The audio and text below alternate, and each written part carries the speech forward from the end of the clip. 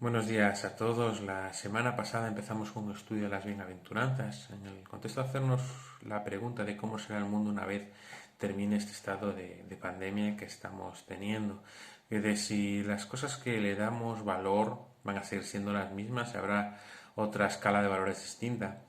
Y muchas personas, muchos expertos piensan que empezaremos a valorar otro tipo de cosas que hasta ahora no valoramos, como por ejemplo la cercanía a nuestros seres queridos, a los cuales ahora durante un tiempo no podemos estar cerca de ellos, quizás solo lo podemos ver a través de videollamadas o a través de internet, pero no podemos estar cerca de ellos aunque vivamos a pocos metros unos de otros.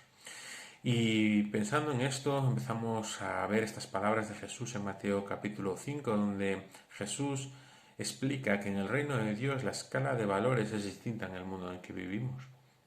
En el reino de Dios, las personas bienaventuradas, las personas felices, las personas gozosas, las personas que les va bien, no son los ricos, no son las personas poderosas, no son las personas religiosas, no son ni siquiera las personas que tienen mucha influencia, sino que va a explicar que las características de las personas bienaventuradas son otras distintas.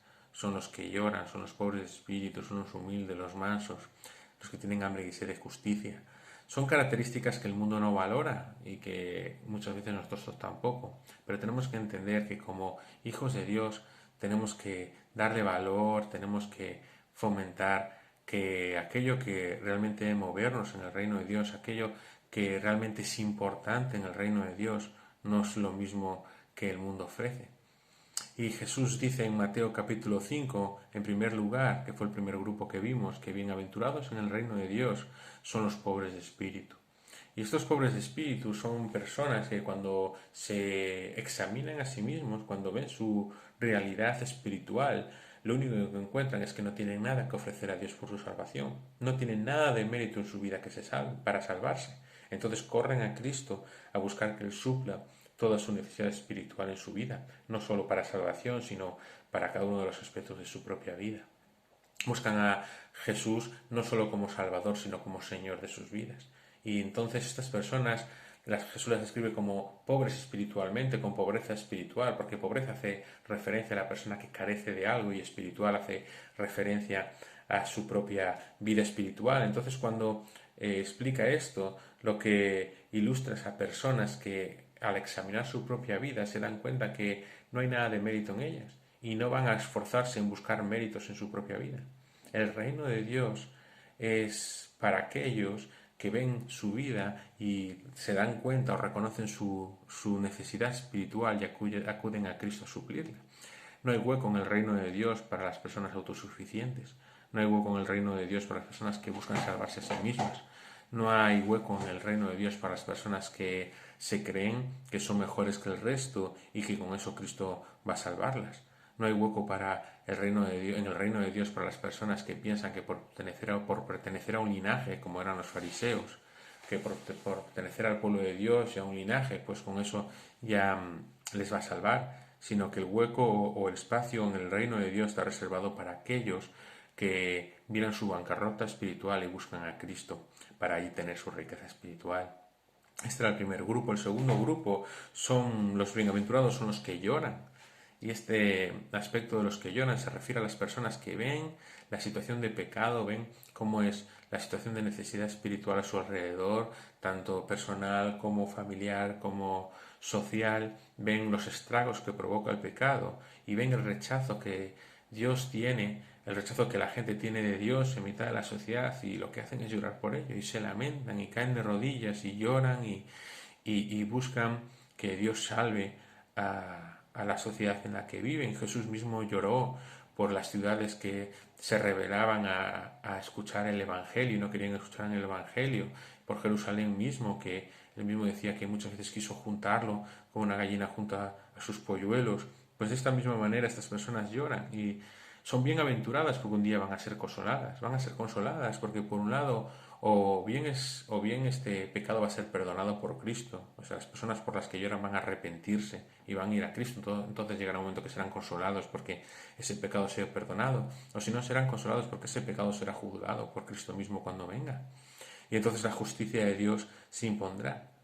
Entonces las personas que lloran son bendecidas, son benditas, porque un día van a recibir consolación. En tercer lugar, están los mansos o humildes, y que son personas realmente que no tienen resentimientos hacia otras personas, no guardan rencores, no están continuamente rumiando por el mal que otras personas le hizo. Jesús mismo se pone a sí mismo de ejemplo de una persona que es mansa y humilde. Mateo 11, versículo 28, Jesús dice: aprended de mí que soy manso y humilde de corazón. Y tan solo tenemos que pensar en cómo fue la cruz, cómo él soportó el insulto, cómo él soportó la traición de Judas, cómo él soportó ese falso juicio donde unos testigos se contradecían con los otros continuamente, cómo tuvo que sufrir el escarnio, los insultos, los escupitajos incluso que recibió en la cruz, y soportó eso con humildad y con mansedumbre para hacer la obra que su padre le había encomendado. Y estas personas, los humildes, los mansos, pueden ser bienaventurados porque ellos heredarán el reino de los cielos. No, si no hay hueco en el reino de los cielos para los pendencieros, para los que pelean, para los que usan los puños para defenderse, para los rencorosos, para los que odian.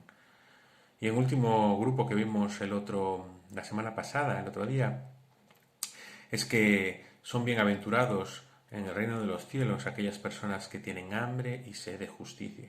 Y aquí se refiere a las personas que buscan agradar a Dios por encima de todas las cosas. No solo en sus vidas personales, sino buscan que su vida familiar, que su iglesia, que la sociedad en la que vive, Dios sea exaltado. Y continuamente van a la palabra de Dios buscando qué es lo que dice la palabra de Dios sobre este tema. Ante cualquier tema moral, ante cualquier tema dudoso, van a la palabra de Dios y buscan constantemente obrar como Dios quiere que obren. Y estas personas son bienaventuradas porque estas personas van a ser saciadas. Y eso es esa metáfora de hambre y sed y de ser saciado, porque llegará un momento que cuando Cristo venga y Cristo reine, que toda justicia será hecha. Entonces llegará un momento en que esa hambre y sed de justicia que tienen, porque en la tierra no la encuentran, Cristo la suplirá perfectamente. Y en el día de hoy vamos a ver los 4 últimas bienaventuranzas y veremos cómo Cristo sigue exhortándonos a imitar, a seguir, a buscar estas características que quizás el mundo que vivimos no valoran, pero que nosotros como discípulos suyos debemos valorar. Y dice así Mateo capítulo 5, y vamos a leer de nuevo todas las bienaventuranzas. Mateo capítulo 5 y versículo 1. Y cuando vio las multitudes subió al monte, y después de sentarse sus discípulos se acercaron a él, y abriendo su boca les enseñaba diciendo: bienaventurados los pobres de espíritu, pues de ellos es el reino de los cielos. Bienaventurados los que lloran, pues ellos serán consolados. Bienaventurados los humildes, pues ellos heredarán la tierra. Bienaventurados los que tienen hambre y sed de justicia, pues ellos serán saciados. Bienaventurados los misericordiosos, pues ellos recibirán misericordia. Bienaventurados los de limpio corazón, pues ellos verán a Dios. Bienaventurados los que procuran la paz, pues ellos serán llamados hijos de Dios. Bienaventurados aquellos que han sido perseguidos por causa de la justicia, pues de ellos es el reino de los cielos. Bienaventurados seréis cuando os insulten y persigan y digan todo género de mal contra vosotros, falsamente, por causa de mí. Regocijaos y alegraos, porque vuestra recompensa en los cielos es grande, porque así persiguieron a los profetas que fueron antes que vosotros. Así que la quinta bienaventuranza que Jesús enseña aquí es acerca de los misericordiosos, porque ellos van a alcanzar misericordia. Y ahora Jesús nombra a estas personas que los describe como misericordiosos. Tener misericordia es tener compasión por una persona que tiene algún tipo de carencia. Eso es lo que significa misericordia. Y realmente es una característica que Jesús mismo tuvo. En Mateo, en el capítulo 9, se nos dice que al ver las multitudes tuvo compasión de ellas, porque estaban desamparadas y dispersas como ovejas que no tenían pastor. Realmente esta misericordia no tiene por qué tener pena o tener compasión por una necesidad evidente de las personas. Es decir, Jesús miraba a las multitudes y él tenía compasión de ellas porque estaban desamparadas, pero igual esas multitudes no pensaban que estaban desamparadas, pero Jesús sí que sabía que estaban desamparadas. Y a veces podemos tener misericordia por personas que piensan que están muy bien en su vida, pero nosotros vemos su vida y sabemos que no está muy bien. Estas personas por las cuales tenemos misericordia puede que nunca hubieran pensado que están desamparadas. Misericordia implica dos partes, una primera parte de conocimiento y otra de acción. Tener misericordia por las personas, no solo que en nuestra mente pensemos qué pena esta persona, qué necesidad tiene, sino que implica acción también. Tenemos que pensarlo y tenemos que ponerlo en práctica, ¿verdad? Los misericordiosos ven la necesidad existente y hacen todo lo posible por suplirla. Jesús mismo en Mateo capítulo 25, cuando se nos dice que Él venga y se siente a juzgar todas las naciones, se nos dice que va a sentar a las naciones en dos grupos, uno a su izquierda y uno a su derecha. Y lo que dice Mateo capítulo 25, versículo 34, dice, venid benditos de mi Padre, heredad el reino preparado para vosotros desde la fundación del mundo, porque tuve hambre y me disteis de comer, tuve sed y me disteis de beber, fui forastero y me cogisteis, estuve desnudo y me cubristeis, enfermo y me visitasteis en la cárcel y vinisteis a mí. Y cuando habla este grupo, estas personas se preguntan, bueno, maestro, ¿cuándo hicimos nosotros eso? Y Jesús dice, en cuanto se lo hicisteis a una persona, a uno de mis discípulos más pequeños, también me lo hicisteis a mí. Entonces, realmente Jesús está diciendo que esta misericordia puesta en práctica es una muestra clara de alguien que pertenece al reino de Dios. No está diciendo que tener misericordia de los demás es lo que salva, sino que tener esta misericordia es una muestra de tener realmente una fe que salva. Y evidentemente estas personas, como dice Jesús en Mateo 25, son las que entran en el reino de Dios. ¿Por qué? Porque realmente estas personas que están representadas como ovejas son personas misericordiosas y son personas bendecidas, son personas que son bendecidas en el reino de Dios, porque como dice aquí, ellos reciben misericordia. Los que tienen misericordia reciben misericordia. ¿Y qué misericordia reciben? La cruz de Cristo. Esta es la misericordia que reciben los misericordiosos. No reciben un premio, no reciben una estatua, no reciben un trofeo, sino que lo que reciben es la misericordia de Cristo, que ve su situación de estar perdidos espiritualmente y les da vida espiritual y los llama a pasar a heredar el reino preparado para vosotros desde la fundación del mundo. La sexta bienaventuranza que Jesús nos muestra aquí es relacionada con los de limpio corazón. Bienaventurados los de limpio corazón, porque ellos verán a Dios. Y esta frase que aparece en el versículo 8, limpio corazón, es una referencia a los salmos, al Salmo 24, cuando el salmista se pregunta, bueno, ¿quién subirá al monte de Jehová? ¿Y quién estará en su lugar santo? Y él mismo responde, el de limpias manos y puro de corazón. Realmente lo que está mostrando aquí es que la única persona que puede acercarse a Dios es aquella que está libre de pecado, que está libre de pecado. Eso es lo que quiere decir limpio de corazón, que no hay pecado, no hay suciedad en su vida. Entonces, diciendo esto, podemos pensar, bueno, entonces nadie puede acercarse a Dios. Y realmente es así. Nadie con pecado puede acercarse a Dios. Pero aquella persona que ha confiado en Cristo y que ha lavado sus pecados en la sangre de Cristo es una persona que ha sido limpia del pecado. Ha sido limpia del pecado y de esa manera puede acercarse a Dios. Entonces, bienaventurada en el reino de Dios es toda la persona que ha lavado sus pecados en Cristo. Es bienaventurado porque va a poder ver a Dios. Es la única manera de poder ver a Dios. La persona que intenta lavar sus pecados a través de los méritos, a través de hacer cosas para mejorar su vida, para quizás alcanzar un estado espiritual correcto, va a fracasar, no va a ser bendecida porque esa persona va a fracasar porque no tiene capacidad para limpiar sus propios pecados. En cambio, la sangre de Cristo nos limpia de pecado. Y la persona que confía en Cristo y confía que Él ha sido ese Salvador prometido desde el Antiguo Testamento por el Padre que iba a salvar y a limpiar los pecados del pueblo, aquella persona que tiene esa fe y cree, puede decir que su corazón está limpio de pecado y de esa manera puede ver a Dios. Porque realmente no es algo que nosotros mismos podamos hacer. En la propia Pentateuco, en Levítico, se nos muestra que cuando el sumo sacerdote entraba en el lugar santísimo, él tenía que ofrecer sacrificios por su vida, antes de entrar, antes de poder ofrecer sacrificios por el pueblo, porque no podía entrar en el lugar santísimo con pecado, bajo riesgo de morir. Porque para acercarse a Dios, a ese lugar en el tabernáculo donde estaba Dios, necesitaba estar limpio. Necesitaba que su vida no hubiese pecado, entonces necesitaba hacer un sacrificio por su propia vida. Desde que el templo se rasgó con la muerte de Cristo, aquellos que confiamos en Cristo tenemos acceso a Dios, porque nuestro corazón está limpio de pecado, al haber creído en Él y haber Él cargado nuestro pecado. Por eso somos bienaventurados los de limpio corazón. Y por eso debemos buscar que que cada vez que pecamos arrepentirnos de nuestro pecado, no como un arrepentimiento para salvación, pero sí para que nuestra vida no esté siendo cargada de pecado constantemente.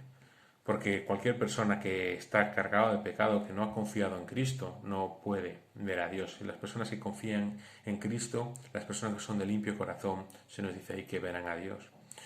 El, el séptimo, la séptima bienaventuranza es que son bienaventurados los pacificadores, porque ellos serán llamados hijos de Dios. Y aquí los pacificadores significa, como su palabra dice, aquellas personas que buscan la paz. Pero no se refiere a aquellas personas que buscan la paz entre los seres humanos, no estamos aquí hablando de mediadores, de personas que se ponen a mediar en un conflicto, sino que son personas que se ponen a mediar en el conflicto más antiguo que existe entre Dios y el mismo ser humano. Desde que el ser humano peca, se encuentra apartado de Dios, se encuentra en una situación de ser enemigo de Dios. Es más, Romanos capítulo 5 nos muestra que somos culpables y somos enemigos de Dios. En cambio, Juan 3:16 nos dice que Dios nos amó y por eso entregó a Cristo para que seamos salvos, para que cualquiera que cree en Él sea salvo. Entonces, realmente los pacificadores se refiere a aquellas personas que proclaman a Cristo a otros para que crean a Cristo y dejen de ser enemigos de Dios y hagan la paz con Dios y tengan paz con Dios. Y de esa manera son personas que pueden ser descritas como pacificadores porque traen la paz de Dios a la vida de aquellos que son enemigos de Dios. Y estas personas son bendecidas, son bienaventuradas porque ellos son llamados hijos de Dios. Son descritos como personas que vienen directo de Dios. 2 Corintios capítulo 5 nos describe como embajadores. Aquellos que creemos en Cristo somos embajadores de Cristo, que realmente clamamos reconciliación entre Dios y el hombre. Y esa reconciliación no es algo que el hombre pueda alcanzar por sí mismo, sino es a través de la obra de Cristo mandada por el Padre. Así que cuando anunciamos el Evangelio somos pacificadores, y estamos demostrando ante el mundo que somos hijos de Dios. Cuando predicamos el Evangelio somos pacificadores porque anunciamos la paz de Dios con el ser humano. Y en último caso hay una bienaventuranza que es algo que no se puede buscar, sino que es algo que en ocasiones tenemos que sufrir. Bienaventurados los que padecen persecución por causa de la justicia, porque de ellos es el reino de Dios. La última bienaventuranza son para aquellas personas que son perseguidas. Aquellos que son perseguidos, pero no perseguidos por cualquier motivo. No son personas perseguidas por su pecado, ni son personas perseguidas por haber hecho algo malo, sino son perseguidas por pertenecer a Cristo y por defender la justicia. Son quizás perseguidas por ser misericordiosos con otras personas, son perseguidos por ser pacificadores y predicar el Evangelio. La razón de ello es que el reino de Dios le pertenece a estas personas, pero Jesús matiza que es algo que no ha hecho en otras bienaventuranzas, porque esta bienaventuranza solo ocurre cuando los insulten y los persigan por causa de mí, los acusen falsamente por causa del Evangelio. En este caso, tienen que regocijarse y alegrarse. Fijaos, es algo bastante chocante para estas personas, ¿verdad? Las personas que tienen que alegrarse, que tienen que regocijarse, que tienen que gozarse, son los que son insultados, los que son perseguidos en nombre de Cristo. Jesús mismo le dijo a sus discípulos en Juan en el capítulo 5, en la última cena, al final de su ministerio, que aquellos que creen en Cristo no somos del mundo. Si fuésemos del mundo, el mundo nos amaría, pero como no somos del mundo, como somos de Cristo, nos van a tratar exactamente igual que Cristo. Y esto es algo que tenemos que entender. Si nos identificamos con Cristo, vamos a ser tratados igual que Cristo. Si nos callamos y no nos identificamos con Cristo, intentamos pasar inadvertidos y pasar como si fuésemos como el resto del mundo nos va a amar, porque nos van a tratar como el resto del mundo. Pero en el momento que abrimos la boca y nos identificamos con Cristo y decimos, yo soy de Cristo, yo creo lo que Cristo cree, yo busco ser como Cristo dice que tenemos que ser y no como el mundo dice que hay que ser, en ese momento vamos a ser tratados como Cristo. ¿Y cómo fue tratado Cristo? Pues hay que ver cómo fue tratado justo en el momento de su muerte, ¿verdad? Con esa falsedad, con esos ataques, esa traición, esas acusaciones en falso. No solo eso, Jesús mismo ponía el ejemplo de los profetas, cómo fueron tratados los profetas. Y los profetas del Antiguo Testamento no fueron atacados por las naciones extranjeras, no fueron atacados por los pueblos gentiles, fue atacado por el propio pueblo de Israel. Tenemos que entender que incluso estos insultos y estos ataques van a venir de personas que dicen ser cristianas, que dicen venir del pueblo de Dios, pero realmente no lo son. Y en este momento podemos estar contentos y estar alegres cuando los insulten, cuando hablen toda clase de males contra nosotros, mintiéndonos, incluso. Estas son las segundas 4 bienaventuranzas. Las 4 bienaventuranzas que nos muestran qué características, qué valores son importantes en el reino de Dios, ¿verdad? Como hemos visto en el día de hoy. En el reino de Dios, los felices, los alegres, los gozosos son los pobres en espíritu, son los que lloran, son los humildes, son los mansos, son los que tienen hambre y sed de justicia, son los misericordiosos, son los de limpio corazón, son aquellos que buscan la paz, que predican el Evangelio de la paz, y son también aquellos que son perseguidos por causa de Cristo, por identificarse con Cristo. Y entonces nosotros tenemos que buscar estas cosas. ¿Qué podemos hacer en nuestra vida sabiendo esto? En primer lugar, debemos esforzarnos por ponerlas en práctica. No tenemos que forzar a que nos persigan, pero sí que tenemos que poner en práctica todo lo que podamos estas características. Para empezar, entendiendo que ninguna de las 8 es fácil, nada lo es en la vida cristiana. Y también entendiendo que no son características que nos vienen dados por creer. Y cuando nosotros creemos en Cristo, no implica que automáticamente seamos humildes, seamos mansos, seamos pobres de espíritu, sino que tenemos que esforzarnos en nuestra vida por poner en práctica cada una de estas características. Por ejemplo, la pobreza de espíritu se consigue recordándonos nuestra debilidad y nuestra necesidad constantemente, viendo nuestra vida y arrepintiéndonos constantemente de nuestro pecado, no dejando que nuestra mente nos diga que somos mucho mejores que el resto, como por ejemplo aquel fariseo con recaudador de impuestos que oraba diciendo gracias a Dios porque no soy como pecador como este recaudador de impuestos. En cambio, el recaudador de impuestos se golpeaba el pecho diciendo acuérdate de mí que soy pecador, ¿verdad?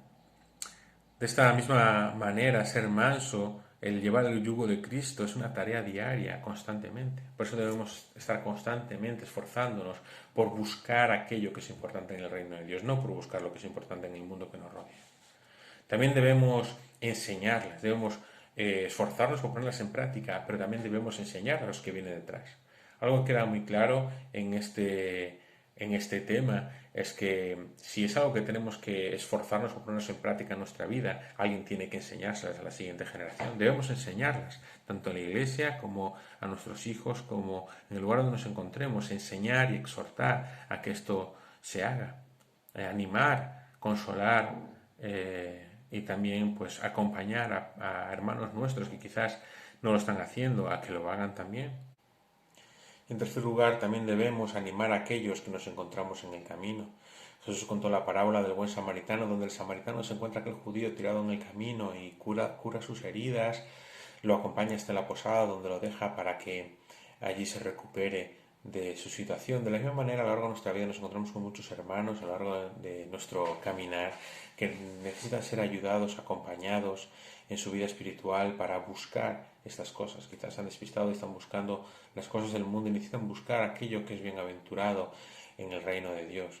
Porque al fin y al cabo, todo lo que hacemos buscando estas bienaventuranzas es para la gloria de Dios. Así que, hermanos, en esta nueva realidad, esta nueva normalidad que nos vamos a encontrar a partir de los próximos días, busquemos siempre aquellos valores que son del reino de Dios. Busquemos aquello que es alegría, que es gozo, que es bienaventurado en el reino de Dios. Valores e ideas de nuestro reino que debemos promover, debemos animar y debemos exhortar a otros para que también las vivan y de esa manera daremos gloria a nuestro Dios.